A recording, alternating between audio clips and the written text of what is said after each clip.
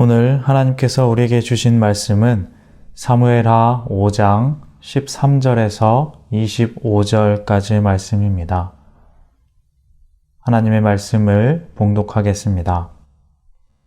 다윗이 헤브론에서 올라온 후에 예루살렘에서 처첩들을 더 두었으므로 아들과 딸들이 또 다윗에게서 나니 예루살렘에서 그에게서 난 자들의 이름은 참무아와 소밥과 나단과 솔로몬과 이팔과 엘리수아와 네벡과 야비야와 엘리사마와 엘레아다와 엘리벨렛이었더라.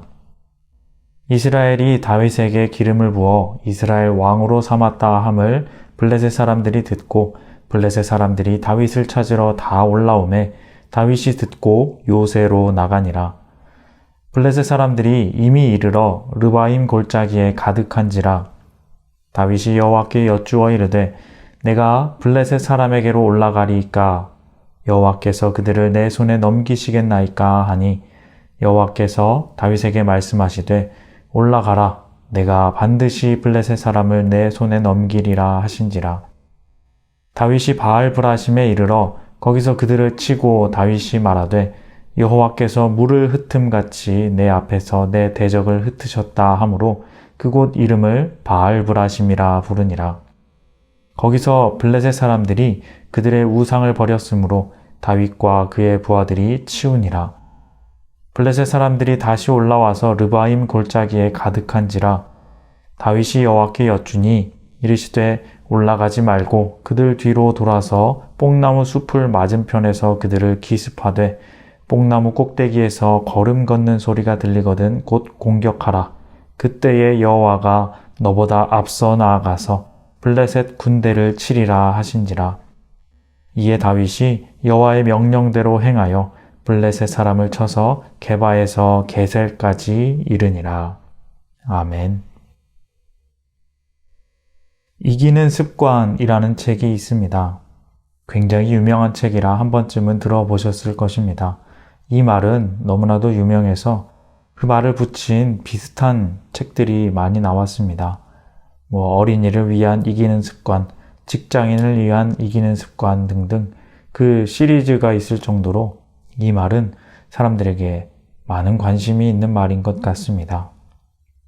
이런 현상을 볼 때 사람들은 이기는 것을 굉장히 좋아하는 것 같습니다. 이기는 것은 굉장히 기분 좋은 것이죠. 보통 사람들은 지기 싫어합니다. 그것이 이기는 것이 삶의 이유가 될 수도 있습니다. 그런데 성경에도 이 이기는 습관을 가르쳐주는 부분이 있습니다. 오늘 본문이 그러합니다.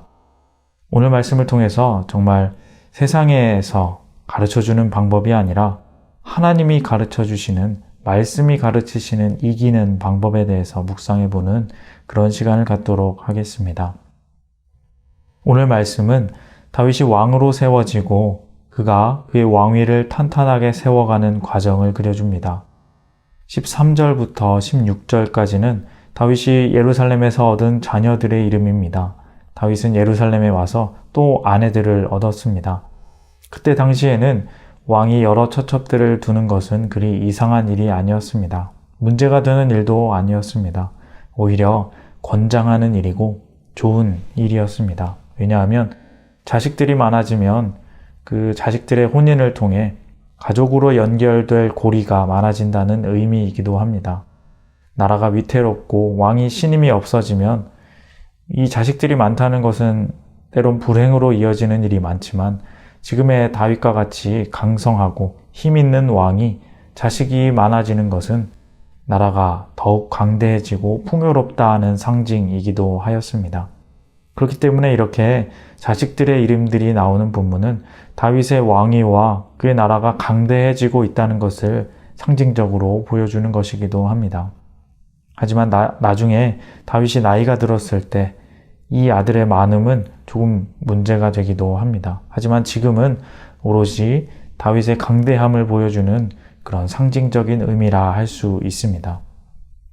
그리고 17절부터는 블레셋과의 전투가 나옵니다.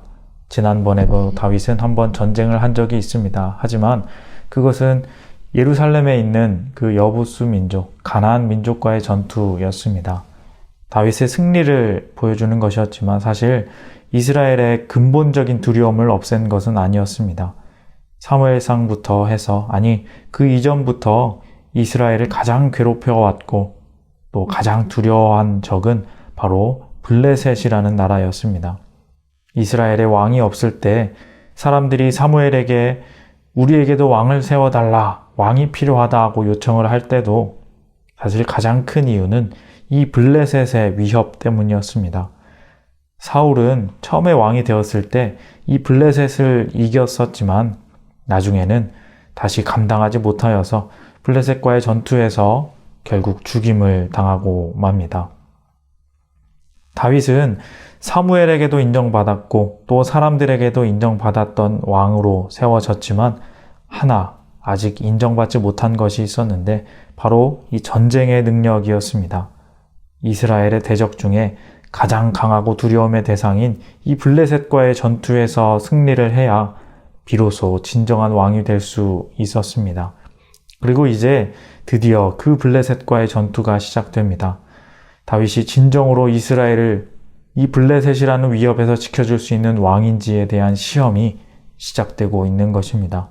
그리고 다윗은 보란듯이 블레셋과의 전투에서 승리합니다. 원래 이스라엘은 블레셋의 상대가 되지 않는 그런 약한 나라였습니다.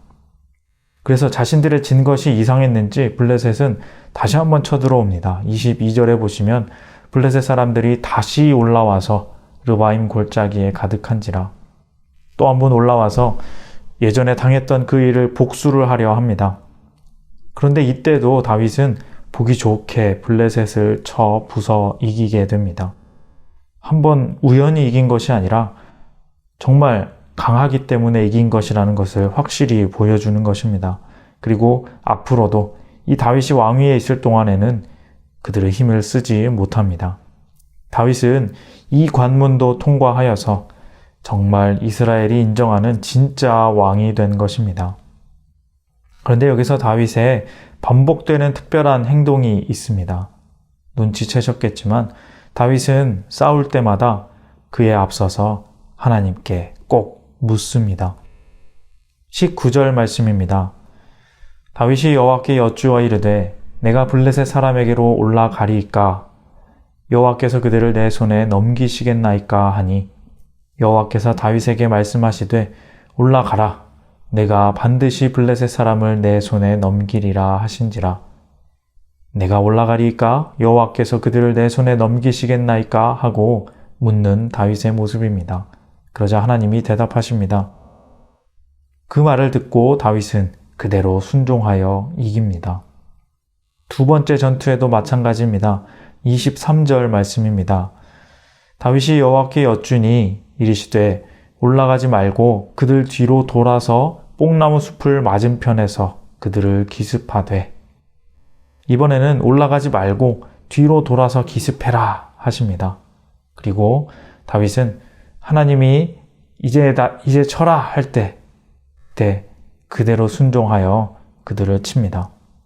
하나님의 말씀에 순종하니 다윗은 이기지 않을 수 없었던 것입니다. 이것이 바로 다윗의 습관이었습니다. 이 습관이 있었기에 다윗은 이길 수 있었던 것입니다. 여러분, 세상을 살아가며 이기는 삶을 살아가고 싶으신가요? 많은 사람들은 그렇게 이기고 싶어하고 그러한 습관을 가지기를 원합니다.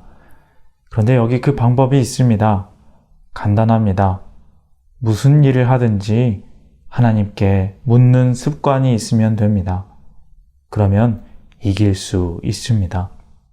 무엇을 할 때 내 생각대로, 내 뜻대로 지혜를 짜내고 그렇게 하려고만 하지 말고 가장 먼저 하나님께 물어보시기 바랍니다. 그리고 하나님께서 알려주시는 그대로 순종만 하면 그것은 100% 이기게 되어 있습니다. 이게 바로 그 무엇보다 완벽한 이기는 습관입니다. 그리고 다윗은 그 습관을 가지고 있는 사람이었습니다. 그런데 여기에는 그 조건이 있습니다. 방법이 있습니다. 그냥 하나님께 묻기만 하는 것이 아니라 그 다음에 하나님의 음성을 들어야 합니다. 많은 사람들이 하나님께 묻는 것은 잘합니다. 어떻게 해야 하나요? 생각하고 또 기도하기도 합니다. 하지만 잘 못하는 것은 하나님의 말씀을 기다리는 것입니다. 사실 사울이 실패한 것도 이것입니다. 사울은 전쟁할 때 기다리지 못했습니다. 사무엘이 와서 제사를 드릴 때까지 기다려야 하는데 전쟁이 급하니 그냥 자기가 알아서 제사를 드려 버렸습니다. 하나님의 응답은 중요하지 않았습니다. 그저 형식만 갖추고 자기가 원하는 대로 하나님을 섬겼습니다. 자기 할 말만 하고 자기 뜻대로 기도한 것입니다. 사무엘을, 그러니까 하나님을 기다리지 않았던 사울은 결국 사무엘에게 버림을 받았고 또 하나님도 그를 버렸다라는 충격적인 말을 듣게 됩니다. 그렇게 나중에 비참한 최후를 맞게 된 것입니다. 하지만 다윗은 달랐습니다. 하나님께 진실함으로 묻고 또 기다릴 줄 아는 사람이었습니다. 기도는 내가 아뢰는 것만이 아닌 기다릴 줄도 아는 것이 기도입니다. 기도는 대화입니다. 쌍방이 하는 것입니다. 나만 말하고 내 뜻만 이야기하는 것이 아니라 하나님의 뜻도 이해하고 듣고 순종할 줄 아는 것, 그것이 바로 진정한 기도입니다. 그리고 그 진정한 기도가 다윗을 이기게 만들었고 그를 위대한 왕으로 만든 것입니다. 사랑하는 성도님 여러분, 세상을 살아가면서 이기는 삶을 살아가고 싶으신가요? 이기는 습관을 가지고 싶으신가요? 다윗처럼 하면 이길 수 있습니다. 다윗의 습관을 가지면 됩니다. 하나님께 묻는 습관입니다. 더 자세히 말하면 진정한 기도를 드리는 것입니다. 나만 원하는 기도, 내 생각만 있는 기도가 아니라 듣는 기도. 하나님의 음성을 기다릴 줄 알고 또 그 뜻대로 순종할 수 있으면 이깁니다. 내 뜻은 이쪽인데 하나님이 이렇게 돌아가라 하면 그렇게 할 수 있는 사람. 내 마음은 급한데 하나님이 기다리라고 할 때 기다릴 수 있는 사람. 그렇게 온전히 하나님의 음성을 듣고 삶을 맡기는 그런 기도. 그런 기도의 습관을 가진 사람이 바로 승리하는 사람입니다. 오늘 함께 기도하시는 귀한 성도님들의 삶이 이렇게 다윗처럼 승리하는 삶을 살아가시기를 바랍니다. 오늘의 기도가 그런 진정한 기도가 되시기를 바랍니다. 그렇게 기도하고 순종함으로 늘 이기며 세상을 이기며 믿음으로 승승장구하시는 귀한 우리 모두의 삶이 다 되시기를 주님의 이름으로 소망합니다. 기도하겠습니다. 하나님 아버지 감사합니다. 오늘도 우리에게 귀한 하루를 허락하시고 하나님께서 주시는 생명력 넘치는 힘으로 오늘을 살아갈 수 있게 하심에 참으로 감사드립니다. 세상 사람들은 각자의 방법으로 스스로의 힘으로 지혜롭게 살려 하고 이기적인 방법으로 이기려 하지만 우리 그리스도인들은 먼저 하나님께 우리의 모든 것을 맡기고 하나님께 순종함으로 그 방법을 찾으려 합니다. 이미 사랑으로 세상을 이기신 예수님의 음성을 들음으로 말미암아 이 땅의 모든 싸움에서 우리가 넉넉히 이기게 하여 주시옵소서. 듣는 마음을 허락하시고 그러한 기도가 습관이 되어 항상 순종함의 승리가 우리의 삶에 넘쳐나게 하여 주시옵소서. 하늘의 복이 모든 삶들에 임하게 하여 주시옵소서. 감사드리며 예수님의 이름으로 기도합니다. 아멘.